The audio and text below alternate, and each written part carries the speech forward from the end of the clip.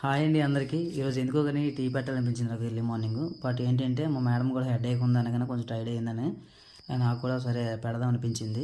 So అల్లమును దాల్చిన చెక్క యాలకులు రెడీ చేసి వాటర్లో పోసి మరగనిచ్చానమాట. సో మరగనిస్తూ మా మేడంతో ముచ్చట్లు పెట్టుకుని అలాగే ఏం చేస్తున్నామని హెడేక్గా ఉందంటే అప్పుడు ఇంకా కొంచెం సరే మాట్లాపేసి పాలు పోసుకొని పాలు బాగా మరిగినాక మనకు కావాల్సిన షుగర్ పోసుకున్నాము.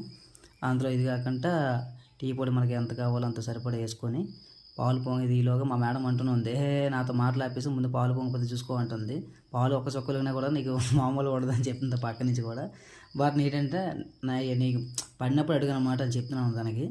టీ బాగాలేనప్పుడు ఒక్క చుక్క కానీ కింద లేదు మాత్రం నువ్వు ఏ పర్మిషన్ ఇచ్చినా నేను దానికి రెడీ అవుతానని చెప్పారు. సో మొత్తానికి టీ రెడీ చేసి మా మేడం దగ్గరికి తీసుకెళ్తాను. మేడం జీ సిప్ చేసి ఎలా ఉంది చెప్పు.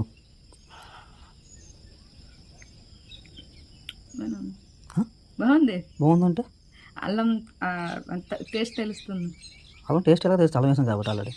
ఇంకా దాల్చిన చెక్క యాలకులు తెలుస్తుంది. దాల్చిన చెక్కలు ఎలా తెలుస్తుంది? ఎలా తెలుస్తుంది?